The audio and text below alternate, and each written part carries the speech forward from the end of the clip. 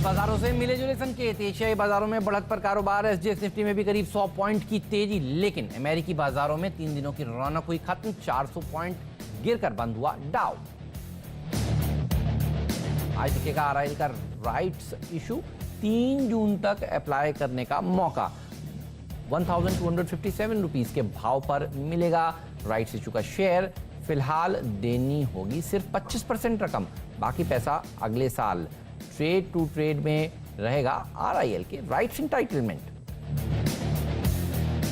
Covid provisioning के चलते Bajaj finance के मुनाफे में 19% की कमी, लेकिन ब्याज आय में 38% का उछाल। खाते में 27% हिस्से पर मोरेटोरियम का असर, लेकिन एनबीएफसी में सबसे कम। अब आएंगे बजाज ऑटो के नतीजे। मुनाफा 5% घटने का अनुमान, ऑपरेटिंग मार्जिन्स पर भी दबाव संभव। डॉक्टर रेड्डी से अच्छे नतीजों की उम्मीद, प्रॉफिट में 11% का उछाल, तो मार्जिन स्थिर रहने की संभावना। सीमेंट कंपनियों के लिए आज अहम दिन। अल्ट्राटेक और जेके लक्ष्मी सीमेंट के आज नतीजे। अल्ट्राटेक के मुनाफे और आय में सुस्ती का अनुमान, कोरोना के चलते वॉल्यूम ग्रोथ में 15% की कमी संभव। 1 जून से पटरी पर दौड़ेंगी 200 नॉन एसी ट्रेन। आईआरसीटीसी पर जल्द शुरू होगी बुकिंग्स। मजदूरों की घर वापसी के लिए सरकार ने उठाया कदम। आज पश्चिम बंगाल और ओडिशा के तट से टकराएगा महाचक्रवात अम्फान। तटीय राज्यों में अलर्ट, एनआरडीएफ की टीम तैनात।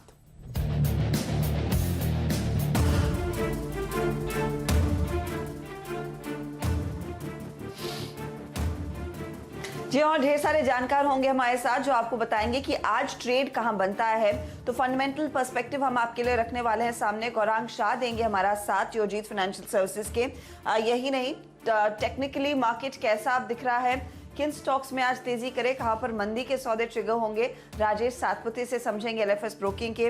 मोतीलाल ओसवाल फाइनेंशियल सर्विसेज के वाइस प्रेसिडेंट चंदन तापड़िया देंगे हमारा साथ। सैंक्टम वेल्थ के आशीष चतुर्मोता और साथ ही कोटक सिक्योरिटीज के श्रीकांत चौहान, ये सब जुड़ेंगे कार्यक्रम में आज और आपको बताएंगे कहां है बड़े ट्रेड के मौके। लेकिन सबसे पहले चलिए नीरज के पास चलते हैं और उनसे समझ लेते हैं कि ग्लोबल संकेत कैसे नजर आ रहे हैं। नीरज बताइए, अमेरिका के बाजारों में 3 दिन की तेजी हुई गुल कल और एशियाई बाजार मजबूत हैं। क्या हुआ है यूएस में और क्या हुआ है एशिया में?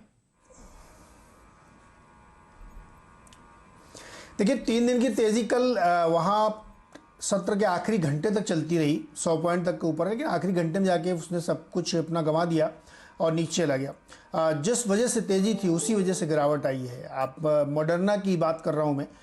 परसों हम लोगों ने बात की कि बड़ा अच्छा डेवलपमेंट हुआ, तो कल मार्केट में एक मोमेंटम देखने को मिला, लेकिन फिर रिपोर्ट निकल के कल ये आई कि बहुत ज़्यादा डेटा है नहीं, तो बहुत ही क्रिटिकल एनालिसिस हो नहीं पा रहा है और उसको प्रूव करने के लिए इसकी सक्सेस को और डेटा चाहिए और बड़ा सैंपल साइज़ चाहिए। तो उसकी वजह से निराशा हुई कि पता नहीं ये दवा जिलीड की गति को न प्राप्त हो जाए, जो बहुत सारे और लोग प्रयोग कर रहे हैं। वैसा ही कुछ एक ये भी था, वन डे वंडर बन के रह गया। तो अभी ये नहीं कहा सकता कि ये बिल्कुल डिस्कार्ड हो गया, लेकिन बाजार इससे निराश हो गया कि बहुत कुछ अभी शायद निकल नहीं रहा है। तो सस्टेन्ड बेसिस पर कुछ नहीं, वजह बाजार फिर से गिरा, 300-400 पॉइंट गिरावट हुई।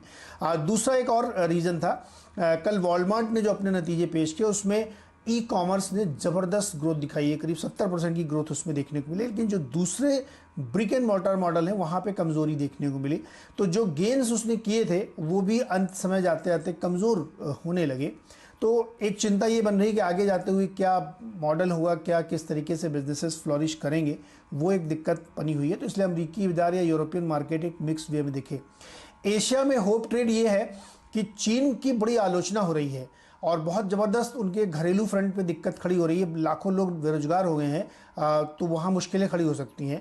और वहाँ एक कांग्रेस का सेशन होने वाला है 22 तारीख से, तो ये लोग होप करके चल रहे हैं कि बड़े ऐलान होंगे और चीन अपनी इकॉनमी को रिवाइव करने के लिए बहुत तेज़ी से कुछ कर सकता है।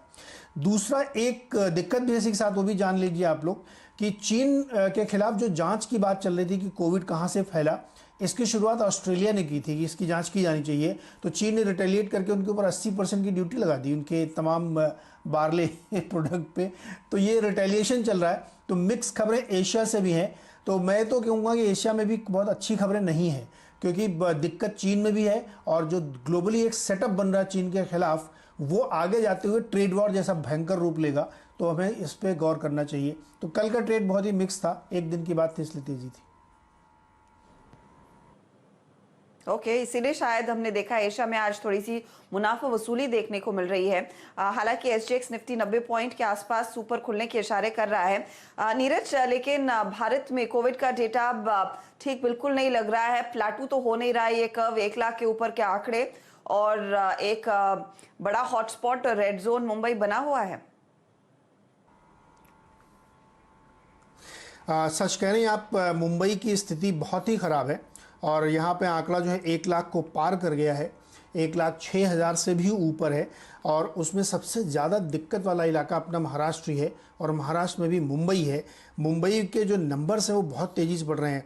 आप ये सोचिए कि महाराष्ट्र में टोटल एडिशन 2100 नंबर का हुआ है, जो पेशेंट का हुआ है, उसमें मुंबई के आंकड़े बहुत ज़्यादा ख़राब और चौंकाने वाले हैं। यहाँ पे मुंबई के नंबर मैं आपके सामने अगर रखूँ तो इसमें 1411 पेशेंट कल 24 घंटे में जुड़े हैं, और टोटल नंबर 22,746 है। अब आप सोचिए कि 1,06,000 कुल, उसमें से 22,000 अकेले मुंबई में है।